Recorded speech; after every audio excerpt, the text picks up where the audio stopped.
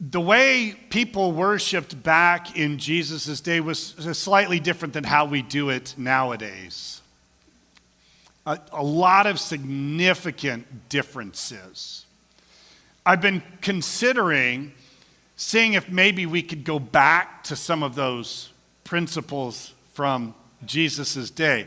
I was thinking that if you have, in fact, brought any offerings to the Lord today, that I'm sorry to tell you we will not be accepting any like American money, cash, stuff like that. But what I have is I have special Searchlight money. It looks a little bit like Monopoly money, but it's Searchlight money. And what you could do is to make sure that you want to give a good offering to God, don't you? I mean, right? Like you should want to. So I will sell you my Searchlight money. You can make an exchange. I take a small cut, just a small cut, and that's it. Yeah. Oh, Jeff. Yeah. Yeah, there's a crypto. Yeah, I do take crypto money too. Yeah. I bet you there are churches that take crypto. I'm pretty sure there's just tap on your, we're going to get little QR codes on the back of the chairs. Yeah, and because that's how things happened back then. I was kind of convicted a little bit. I understand that there was a lot of abuses back then, but I also think that a lot of these abuses started off as good ideas, right? Is it a good idea to say we should not allow food or drink in the sanctuary in order to keep our carpets cleaner? Right? Would that kind of, I know not at Searchlight, but this is how kind of these things start. Or, I think that we should start some level of Sunday school to help teach kids more about Jesus. You got some, these are good ideas, but then sometimes these good ideas kind of take on a life of their own. So that when you are at another church that maybe doesn't allow food or drink in your sanctuary, you will be greeted at the door by an usher or an elder who will tell you, kind of like the TSA agents, I'm sorry, no liquid past this point, but I just bought this Starbucks. I'm sorry, I'm going to have to take that away from you. Or kids are now, someone decides, I'm not going to send my kid to Sunday school, and so they're there in the church, but all of you got really used to not hearing kids screaming and yelling, and so you turn around and give glaring looks at these kids and their parents like, how dare you?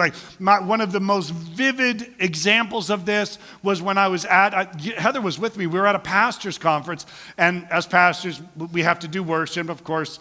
It's always funny because I think with kids and stuff, it makes it very interesting. So Heather and I were there, and right in front of us, in the row in front of us, sat two families. This one family came in, and the kids, their hair was all whacked out. There was snot dripping from them. They're like, what are we doing here? And they're like, it's okay, we're going to worship Jesus. Okay, all right. And then they're grabbing stuff and throwing things, and they're talking, and they're like, all right, let's pay. And this poor pastor and his wife are doing their best to corral their crazy children. But then right next to them was this family that walked in, and I love it when you do spiders doing push-ups on a mirror, that's what this is, right?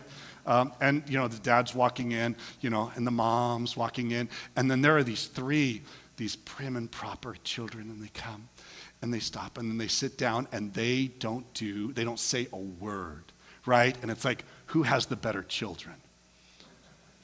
I think the one on the other side, because they're rough ragamuffins, and they're at least we brought them into church. These other kids are little pious punks. And so it was funny, Heather and I actually, am I allowed to say that? I just did. I think Heather and I, we actually saw this, and Heather made a point to go up to the poor mom who's hair is all messed up, and she's not quite dressed right for worship, and she was like, I think it's great that your kids are here. What a wonderful thing. thank you for being here. And I wondered if the other woman over here was like, well, what about me? What about my... So we have these things that we have these expectations of what worship's going to be like, and things start off as good ideas. For instance, if you were going to make a trip to Passover, which was a required feast once a year, by the male of the household, but often then families went along with it. Would you want to travel all the way to Jerusalem with a sheep or a goat or two, or with other sacrificial animals? I mean, half of America can't even just get to church itself. Like, imagine if you had to bring an animal to sacrifice on Sunday. None of you would show up. Like, it's just hard enough to get here on my own, right? I can't get the kids wrangled together. This is chaos. Imagine bringing an animal to worship. That would be kind of crazy. So they said, well, why we have animals here, and so why don't we, you can make the trip to Jerusalem. You don't need to bring your animal. Then that way you just come here. It's convenient. Now it's a little bit like Disneyland, right? Because once you're in Disneyland, like a churro is, what about $723, I think, a churro, right? But you have no other choices, right? Like, what other churro place are you going to? There is no other churro, so you fork out the $730 for a churro. And that's what they would do, is they would have these sheep, and it would be, so it started off as a good idea, but then there were some business people, I'm sure, we could make a little money off this, Yeah, and it's just a small fee to start. And then it kind of mushroomed into something further, which was when you brought a sheep for the Passover, what kind of sheep did it have to be? Had to be a sheep without blemish, right? And so now it feels like you're at the used car lot trying to trade in your car. Right? You pull your car in, and they're like, hey, this is my car. And look, it's in perfect condition, right? Of course, what are they doing? They're going with a magnifying. They're like, ooh, I see a little nick right there. There's, so this is, I'm going to have to deduct for that. Oh, we're going to have to deduct for that. And soon your car is worth $12, and that's it. And so that's what started happening with the church. People would come in, and they're like, man, our sheep, during birthing season, a sheep came out. It's perfect. It has no blemish. And they brought it. And so they're like, oh, well, that's a good sheep. Oh, yeah. Do you see right there on the ear? There's a little patch where the hair that was because he got nipped by one of the other sheep. Oh, well, yeah, I'm sorry. So you can't use that one. I mean, you do want to give a good offering to God, don't you? Right? Well, isn't that appropriate? Shouldn't we be giving God our best, not our worst? So, yeah, thank you for the sheep, but you can't use that. But we have another sheep right over here, and it is, in fact, perfect. And you could imagine as they started, bringing in other people's sheep, what did they probably do with the sheep that got traded in, right? They just get a little Sharpie, and they, color in the blemishes and stuff, and then they turn around and sell it back. And could you imagine you're there wait, I just sold you that sheep.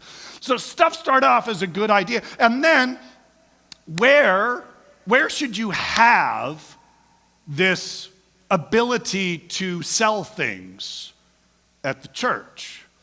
I mean, that's kind of a hard thing, right? I do want to pause right now. Today's sermon is brought to you by Motrin. Little, yellow. Oh, it's Nuprin. Dang it. Nuprin, little, yellow. So imagine you're coming in, and you want to make sure that enough people see it. So what they did was they set up in a special area in the temple. The temple is divided in a bunch of different things. So you have what's called, you would get into, I guess you would say, the temple proper. And the first courtyard you would enter in is called the Temple of the Gentiles. Raise your hand if you are a Gentile. That's all of you. Wait, raise your hand if you are Jewish. Okay, good. Raise your hand if you're a Gentile. Yeah, that's everyone. Yeah, so So in the court of the Gentiles, they could only go so far. And it was a big court. And then after the court of the Gentiles, then you would go into the court of the Jews. And then you could go further and further in based on how high up you are in the rankings. And so they said the best place to set up is in the court of the Gentiles. Now imagine, you have just traveled to Jerusalem. You've heard of this thing called Judaism. You're concerned about it. You're wondering maybe it's right. And so you're like, you know what? Let's go to Jerusalem. They're doing this thing called the Passover. We should check this out. You know, we feel maybe God is calling us. Maybe they were invited by some Jewish friends, like, you should come and check this out. And they're like, are we even going to be welcomed at the church? And they're like, well, yeah, kinda. We're going to get in so far. You're going to have to stay in one area. And then I get to go in further, you know, because I'm a Jewish person. So, you know, imagine that we separated all of you out, like, all non-Christians, please remain up in the balcony, kind of further away from this holiness that we have down here, and so that the holy people can be down here. So that's how it was. It was this separation. And imagine that these people are traveling, you know, maybe even thousands of miles to get to this place. They show up at church, and they walk in, and the place is filled with sheep and goats. And then the worst one were the dove merchants. So the dove merchants, this is interesting because if you were too poor to have a sheep, if you did not have enough money, you couldn't raise them or you couldn't buy them, the law gave you an opportunity that you could bring in 2 doves, and that could be your sacrifice. And let me tell you, they even tried to fleece the poor people. So they had all of this cacophony. People are walking in, so you got these out-of-town people that don't understand all of the Jewish laws and regulations, and they walk in and they're like, yes, welcome to the court of the Gentiles. And it's just, there's sheep, there's goats, there's doves, there's the money changers. So these are the guys that are, you know, exchanging your euros for dollars, right? And taking a little off the top because they, you know, had to work there too. And this is the thing that Jesus is about to walk into. Sometimes good ideas become mandatory laws, and we have to swap them out. We have to clean them up. It could also be in your life too. Started off with something that was a good idea, but somehow or other, instead of the good idea bringing you closer to God, it is now driving you away from God, being a hindrance to you connecting to God. If that is the case, God is saying, it's time to clean house. Because I don't know about you, my life and my spiritual life is a lot like my kitchen junk drawer. Do you have a kitchen junk drawer? You don't? Jan, you don't?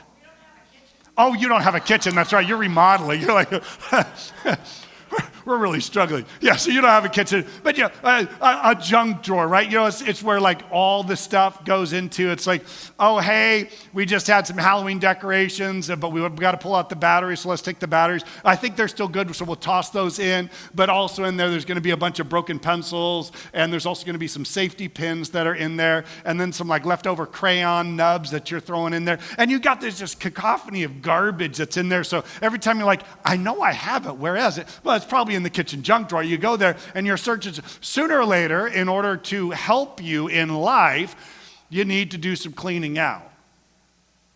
Jesus is about to do some cleaning out. He's about to clear the temple. And he does so in pretty spectacular fashion. He does these things where he, flips over tables, fashions a whip. It's funny, I had to put it up there because I don't know if it's true, but it sure seems like it. Someone decided to throw into artificial intelligence, give me an image of Jesus flipping over the tables. And this is the image that they showed up. Isn't that great? I don't know if I put that on. I don't know if you can see that online, but yeah, Jesus flipping over tables. And then Jesus also fashioned a whip, right? And so, I'm sorry, Josh hates me for this one, but I had to put it in anyway, right? So watch me whip and watch me. Nay, nay. That became it, what? It's a decade old? Was that 2016? Yeah, at least it's not, the 80s or anything like that. So that's good. So Jesus is coming into the temple, and he's going to be doing some amazing stuff. I got to address one thing right at the beginning, and I have to admit, I honestly just don't know the answer to this question. I felt pretty confident to the answer to this question before, but I decided to do further research to check it out. So here's the question. How many times did Jesus clear the temple area? We're in John chapter 2. Are we at the beginning or end of Jesus' life in John chapter 2? We're at the beginning. I mean, he just did the whole water into wine thing, and that was his first miracle. And the other gospel writers, where did they put it at? They right at the end, he's clearing out the temple, and it happens after Passover. So we are talking, it is in Holy Week. It might be Monday, it might be Tuesday. He's going and clearing the temple before the Friday when he's going to die. So 4 days before his death. So did he do it twice? Or did he do it once and John is rearranging the chronology? Now, prior to this past week, I had always taken the position that John very frequently would put things not in chronological order. John organizes everything by topic. And if there is a topic that fits with another one, he'll put them together even if they're not chronologically tied together. Jesus performing the miracle of water into wine was a symbol and a picture of attacking the purification rites. Remember, the 6 stone jars were for ritual purification, and he was saying, I'm going to do something incredibly new, and now I'm going to come into the temple with Passover, another very important thing, and this ritual is not what you think this ritual is. I'm going to change the meaning of it. And so, up until now, I believed that it was just one incident, but John throws it at the beginning. And let me tell you, I did read some very compelling evidence that does make me think there is a strong argument that it could have been done twice. Now, at the end of the day, it doesn't really matter if he did it once or twice. It doesn't matter. But if he did do it twice, that's an interesting thing, right? Because if he did it twice, that means everyone forgot about the first time that he did it, which would be pretty crazy, and especially for us in lessons. I mean, out of curiosity, when God gives you a lesson to learn, does he normally give it to you once and then you learn it and you're good to go? Right? Yeah, Dave's like, yeah, of course, yeah, totally. God has to give it to us, and we're like, oh, that's a great idea. And then what happens? Clutter starts coming back in. We start falling away.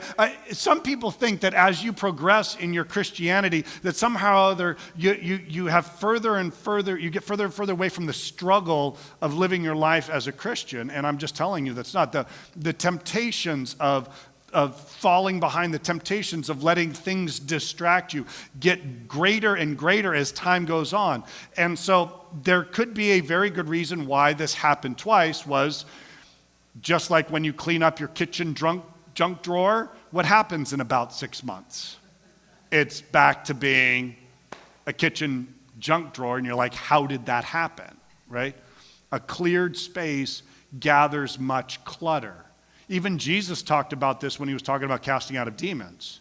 He said, hey, when you cast out demons, you've got to be very careful, because if you cast out demons and then you don't fill the space, the house, with good stuff, the demons are going to roam around and look at stuff, and then they're going to be like, hey, let's go back and check out where we were cast out from and see if maybe that place is empty. And if they come back and it's empty, they re-inhabit the place. And Jesus specifically says, and the state of the man is worse the second time around.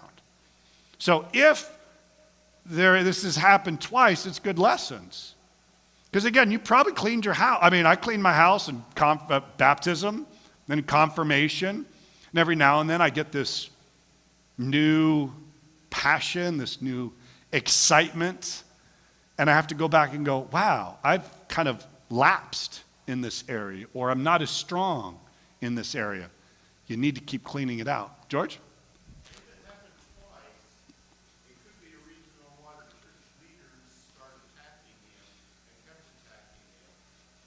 Yeah. In most cases, he didn't do this. You say he didn't do it till the end. Then you wonder, well, why did the church leaders go after him 3 years earlier? Yeah, so I'll repeat it for the recording. And that is one of the arguments, is that when he does this the second time, like there is this massive backlash. We're going to kill him. And I'm like, man, he just flipped over a few tables and drove some people out. But if it happened twice, that would give a little bit more credence. Like, Jesus ain't going to stop. Jesus is not going to clean house once and then let it go. If all of that bad stuff starts coming back in, he's going to have to come back, and he comes back another time, and the religious leaders might have said, yeah, we need him gone. So again, what is the application for you and me? Oh, it's real simple. I mean, do you want Jesus to clean your house, or would you want to clean your house? I'll give you a hint. When Jesus cleans house, it's a little bit painful. It's a little bit problematic. And so Jesus, I finally was persuaded, and also there were some details that John brings in. But again, John is also typically, he brings in details no one else has. So take it for what you want. You could be like, no, I think this happened at the end. Great. We're still going to, it's the lessons are still the same. All right. See, and this is the reason why, like, what was that, a 13-minute introduction? I was talking to Anna, like, why they won't put me at Concordia that much is because my introductions are now like, I'm done with my time. All right, here we go. Verse 12.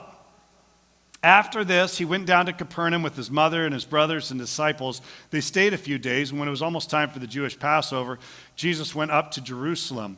In the temple courts, he found men selling cattle, sheep, and doves, and others sitting at tables exchanging money. Now, you're going to notice something, because I didn't notice until this time I actually went through it.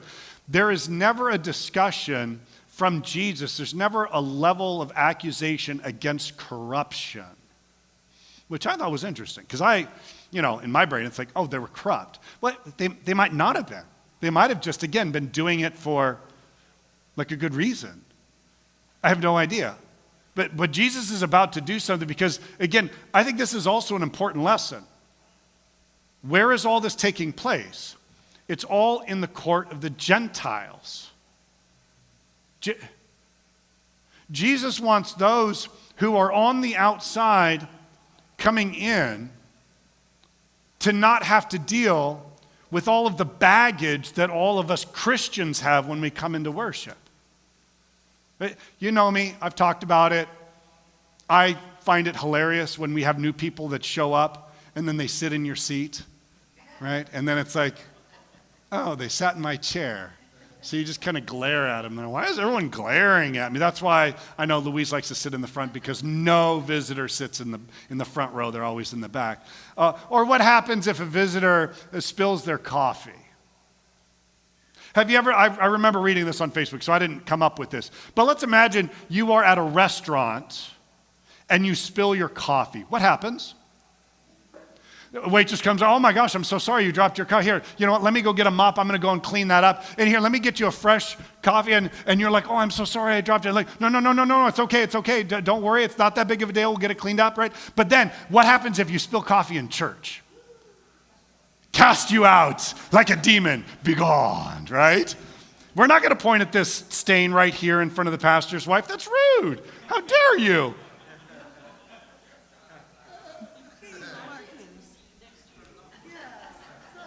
It's not you?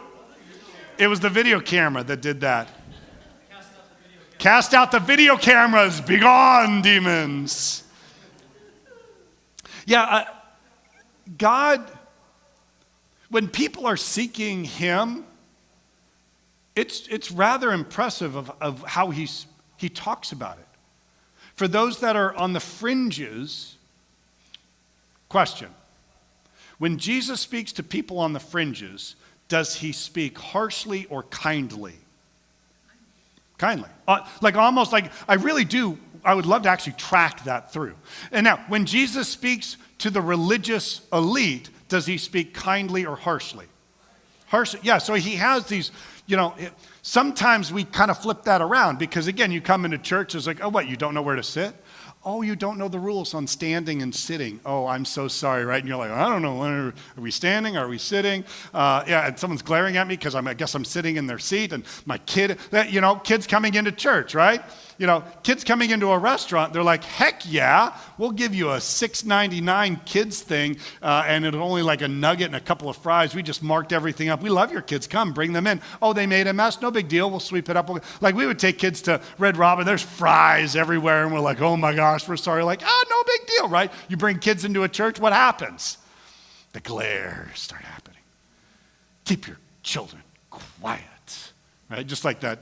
The two families, and this family's all glaring at the other one like, oh, we're better than you. My kids are more well-behaved than you. Yeah, because they're I won't say it. I'm sorry. Shh.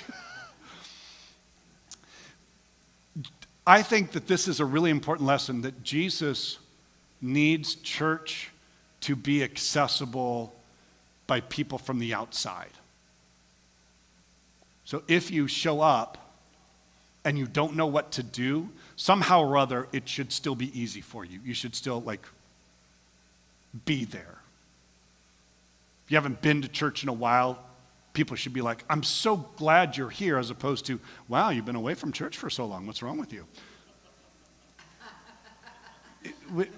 How do we allow people to because again, we have good ideas. Like we love, worship, but maybe the person next to us clapping on 1 and 3 instead of 2 and 4, and we get all upset. This is what Jesus is upset about. Now, I love this next part because he walks in, he sees all this happening, and it goes by a little fast. So I'm going to say that there's something that happens ahead of time. So they come into the temple area, right? And Jesus is kind of hanging out to the side. And I'm, like his disciples, they can't leave him, right? So they're like, okay, I guess we'll just kind of hang out with Jesus over here. And then Jesus starts making a whip. What you doing there, Jesus? Nothing. Where'd you find those leather straps? Son of God. Wow. You know how to make a whip? Carpenter's son. So they're watching him and they're like, what's going to be happening? Yeah, and again, I do like this. This is also a meme, but I didn't put it up there. But, some of you have the WWJD, like what would Jesus do bracelet?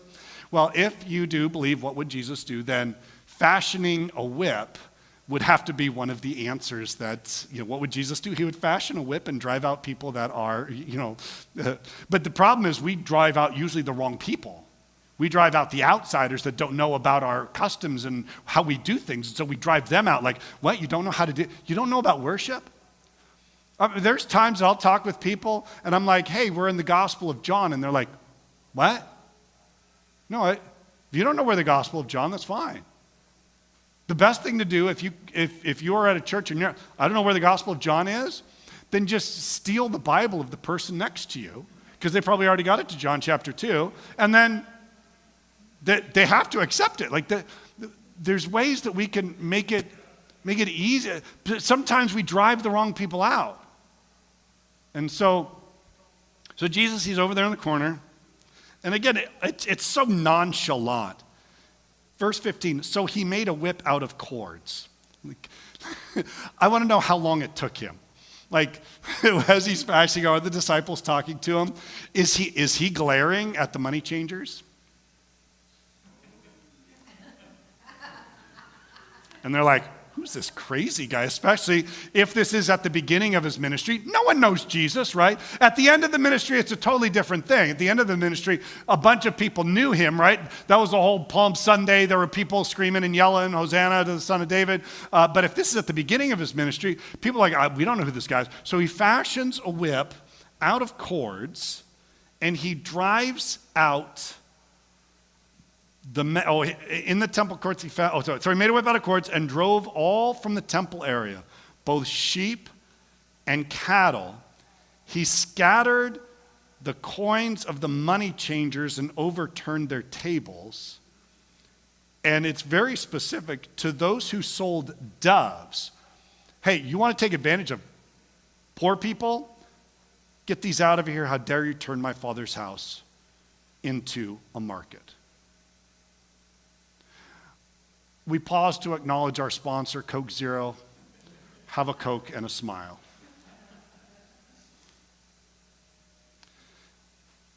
There wasn't anything about corruption. It was the disruption in worship that God had this issue with. And I know that you all, I have a very soft view of Jesus, right? Like if you had a picture of Jesus, what do you think, right? Jesus, maybe he's got little kids around him, right? And they're like, hey, we love Jesus. Or, he's healing people, and then there's the 10 lepers, and he's healing. It's a very soft, but I want to know what it looked like when he fashioned those cords. And it said he drove them out. So it's not like he was like, get out of here. I'm sure he said, get out of here. And what did they probably do? They probably laughed like, what? No, now, and it doesn't say it now, which is interesting because I'm not sure if I agree with it. I mean, some pastors like, it never said he actually whipped anyone. Well, how did he drive them out? Was he just that scary at that point? I don't know. He drove them out. I'm wondering if a couple got a couple little lashes on their backside as they were being driven out. He is making sure it's getting cleared. Are there things in your life? What? It's a whip that you can snap, and so people, like when you do the towels, and you don't actually have to hit the person with the towel for them to go, I'm going to move. So yeah, maybe he's whipping and maybe it's not hitting him. I don't know. Have you ever felt like God has whipped you with a whip and felt the sting of what he wants to change in your life? And you're like, that is not pleasant. No, it's not pleasant. This is very special for Heather and I today on Life Day. Life can get cluttered. You can talk to Heather all about how she was on a road to athletics. I mean, she was big into volleyball, big into basketball. She'd been training for the Olympics. She got injured right before she started her freshman year, but her identity was still very much wrapped up into sports, and I'm self-sufficient, and I can do anything, and I don't need anyone. And then God does something where it's like, no. Your life isn't built on the right foundation. Your life is built on how good you are. How about you build your life on me? And so you can talk to Heather, and she'll talk to you all about how God changed her viewpoint. And it was not pleasant. I think I've told you that after all that happened, I went back and it was a Bible study. I've mentioned this before, right? I never remember who I told. It was a Bible study. It's called Bible Readers, Pizza Eaters, right? Which is an acronym that's BRPE, burp, right? And Heather can belch really well. So that was the name of burp. And I helped lead that thing, and I helped play the guitar. I'm not as good as, Anna and so many others who are amazing at playing the guitar. I could do like the camp chords, and that's it. So, but I had forgotten that right before we got in the accident, the lesson, like what do you want God to change in your life? What do you want to grow in terms of your spiritual abilities? And so I had wrote myself a note, and I folded it and I put it in my guitar, and I didn't remember about the note till I came back, and I pulled out the note and I went, oh my gosh, I forgot. What did God want to change in my life? And so I opened it up and I had written, I want a better prayer life. Yeah, when you're laid up and you can't do anything, guess what I did most of the time? All I can do is pray. Let me tell you, that was painful. That hurt. I was in a lot of physical pain. Heather was in a lot of emotional, spiritual pain trying to have her brain work. I mean, you saw it on there. They had to teach her how to crawl again. How many of you would like to learn how to crawl again? She had to learn how to brush her teeth or her hair. You saw when she started to walk, okay, I'm gonna there, okay, and the person behind is it's amazing how strong these people are. Like, we'll get you, we'll catch you, we've got you. And you're just learning how to do. That was not fun. Now, it was one of the greatest things in our lives because God cleared out a lot of clutter. God refocused us in a totally different way. But let me tell you, it was painful. It felt a lot like getting whipped. So I think maybe Jesus had a little sting for him, or maybe he just scared him. I don't know. So he's overthrowing tables. I did watch one guy, and it was great because he was at like this big mega church, right? And he had a couple tables, and so he goes through and he just starts I was thinking about doing that today, flipping a bunch of tables. You'd be like, what's wrong with Mark? Like, no more caffeine for you. Like, roar! No, I'm going to make a mess. Don't do that. But yeah, this is something jarring. You know, we read this, we're like, oh, and Jesus flipped over the tables. And we're like, oh, he was like, no, he's got a whip. Okay. How dare you turn my Father's house into a market? This is the court of the Gentiles. This is a place where people are coming to seek me, and you have turned it into a marketplace. And then his disciples remembered that it is written, zeal for your house will consume me. Right? Again, we get zealous for a lot of things. Now, I personally have not been zealous for the Raiders for a little while. Eric, was that a painful game on Thursday? Yeah. I was talking to Joe. He's a ref, and he's like, yeah, it was like watching two peewee football teams play. I have not had zeal for the Raiders since 2002. That was the last time I had zeal. Let me tell you, that day I had every thing, and I was screaming and yelling, "Go Raiders!" Right? Yeah. And then you got people like Anthony, who's like, "I'm a New England Patriots fan." He lost a lot of zeal because they won so many championships. He's like, another ring. What's the big deal? But remember at the beginning, like, yeah, we have all this zeal and we're so excited. And then some of you are like, "I'm a Dodgers fan." It's okay. You can be a Dodgers fan and still come here. It's fine.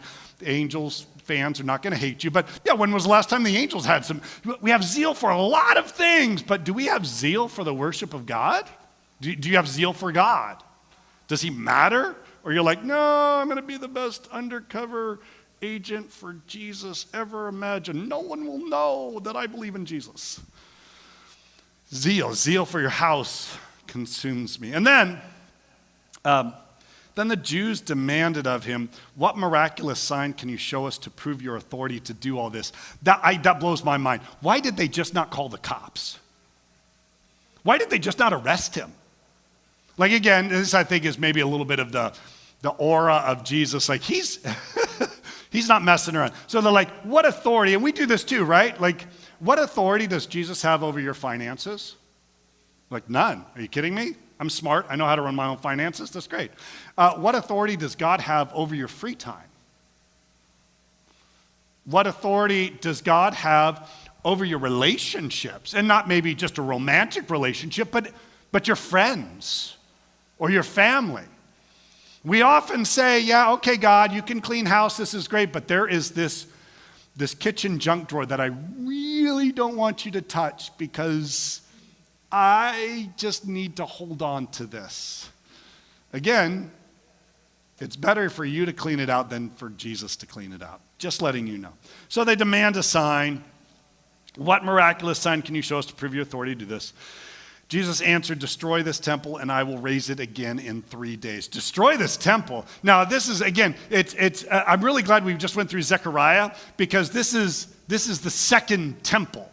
And it's almost kind of like the third temple, actually, because after they rebuilt it, then they went on this incredible rebuilding spree on this. And even the Romans got in on it, and it was really crazy. If I remember correctly, it was like a 46-year building program.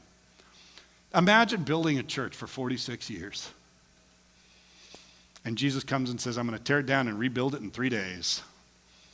Right, of course, do we take Jesus literally or figuratively? Yeah, he's speaking figuratively at this point. He's speaking literally in what the 3 days are, and you can probably figure it out. What temple is he referring to? He's referring to his own body. He's like, you're going to tear this temple down, but in 3 days, I'm going to raise it back up again. And again, isn't this a brilliant thing? Because when you and I build our lives, how long will it take to really build something great. At least 46 years. Maybe longer, but you know what? Jesus can do it in 3 days. If your life is built on him, if you're focused on him, if you're allowing him to do the cleaning, if you're allowing him to reorganize things, if you're allowing him to structure your life, he can have that thing done, because when your life is built on the firm foundation of Jesus Christ, his death and his resurrection, then your life will be better. Your life will be God-honoring. I'm not going to say it's going to be easy. I'm not going to be saying it's going to be pleasant, because you're going to have a lot of problems with the world sometimes. But let me tell you, it is wonderful when it is all about Jesus. So destroy this temple, I'll raise again in 3 days. Verse 20, the Jews replied, it had taken us 46 years to build this temple, and you're going to raise it in 3 days.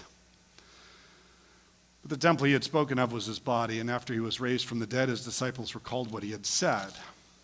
Then they believed the scriptures and the words that Jesus had spoken. So they knew this. Again, especially after Jesus was raised from the dead, they continued building the temple. Do you know they stopped? I think I read that they stopped the official building of the temple in 63 AD. So after Jesus, they continued on, I think, for another 30 years. And then that's the irony, because what happened 7 years later? It was destroyed, 70 AD. They came and absolutely wiped it out. And Jesus was also saying, because is church a good idea? Are church buildings a good idea? Yeah, all right? Do you like the church building? Yeah, I love it. Well, what happens if this burns down? Will that affect your spiritual life? No, we're just going to go out on the grass. We're going to bring all our equipment out there, and we're going to sing, and we're going to praise God. Buildings are wonderful, but this is not our spiritual lives are not dependent upon that. Let your life be built not on a church, but let your life be built on Jesus Christ. So even when it was torn down, God says, no, temple is still standing quite nicely, because now you all are the temple of the Holy Spirit. I could go into a whole long sermon on that. You are now temples of the Holy Spirit. You are holy ground. And you're like, oh, but I got this secret hidden room that I don't know if I really want Jesus to come in. No. Let him into all of it. First of all, he knows it anyway. You're not fooling anyone. You think you are, but you're not. And just allow God to clean it out. And as God cleans and as you drive things out that are not connecting you to God, what's keeping you from connecting to God? Get rid of it. Jesus is radical that way. If your eye causes you to sin, pluck it out. If your right hand causes you to sin, chop it off. I see a lot of two-eyed, two-handed people in this. Yeah, he's speaking, saying, hey, take drastic measures. If you are struggling with something, get rid of it. Just be done with it. We come to God and say, Lord, we're sorry that we've allowed this to happen, but now, Lord, clean us. Make us new. Make us whole again. And you know, Jesus never drives away the people who come to him in faith. Never. John writes later on, if we say we have no sin, we deceive ourselves. The truth is not in us. But if we confess our sins, God is faithful and just. He will forgive our sins and cleanse us from all unrighteousness. He finishes up. Now, while he was in Jerusalem at the Passover feast, many people saw the miraculous signs he was doing and believed in his name. But Jesus would not entrust himself to them, for he knew all men. You are all a bunch of wicked, nasty people, led by a wicked, nasty pastor. He did not need man's testimony about man, for he knew what was in a man. What did Jesus need to do? Later on, he's going to be asked that exact same question. Show us a sign. He says, I'm not going to give you any sign except for one. And that's the sign of a guy named Jonah, who was in the belly of a fish 3 days. And so the Son of Man will be in the belly of the earth for 3 days. But that will not be the end of the story. Bring your garbage to God. He knows it anyway. Let him clean you out. Maybe it's time for a little spring cleaning. Start with the kitchen junk drawer. It's small. Lord, help me with this. so that I can become closer to you. And then let them tackle the hall closet, because, that's a nasty place too. And let them, what was that? Oh, yeah, the garage. Now, if you want to go hardcore, yeah, let them clean your garage out. Oh my gosh, yeah, the garage, forget about it. Yeah, I feel you, like, please. Oh, I got cited by Orange Police because my garage was too cluttered. Yeah. They came by one time, and I had the garage door open, and they're like, oh, hey, your garage in the city of Orange by law has to be able to fit a car into it. And I'm like, oh, there's no way a car's going to fit into that. So they gave me a fix-it ticket, and we had to clean it up. And I'm like, are you kidding me? I can't clean the garage. So she came back one time. She was like, okay, I'm here to inspect it. And I'm like, it's good. She's like, I'm going to need to see. And I'm like, I can fit my motorcycle in there. So we opened it up, and I had straightened it. And she looks at it, she goes, all right, good, here you go. Yeah, but that's not how God works, is it? He's like, no, I want to clean it all. Like, get it all, like, yeah. Oh, the rats? Yeah. Once you clean that stuff out, the rats aren't going to be infesting you anymore. Yeah, it's amazing how that works. No, I don't need cats. Oh my gosh, my sermon landed so beautifully, and now we got into cats. Let's pray.